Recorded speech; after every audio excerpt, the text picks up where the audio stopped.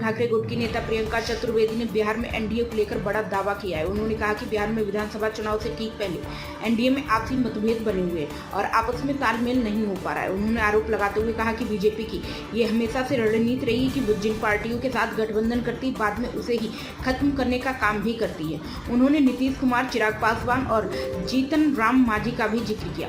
शिवसेना सांसद प्रियंका चतुर्वेदी ने कहा, मैं बस यही कहूंगी कि गठबंधन को लेकर जो बीजेपी का हमेशा से रवैया रहा है, वह पहले जिन पार्टियों के साथ गठबंधन करती है फिर उन्हीं पक्षों को खत्म करने का काम भी करती है। खासकर मैं बिहार के बारे में कहूंगी कि अमित शाह जी ने क्या क्या नहीं कहा था जब नीतीश कुमार ने सरकार तोड़ी थी।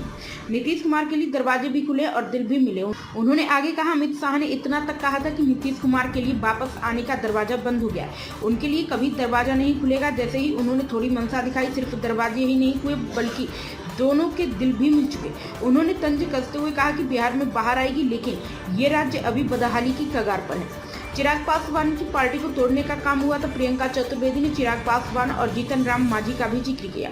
उन्होंने कहा, ये नहीं भूलना चाहिए कि वही चिराग पासवान जब रामविलास पासवान जी का दुखद निधन हुआ था, उसके बाद कैसे उन्हें घर से बेदखल करते हुए उनके पक्ष को तोड़ने का काम किया गया था।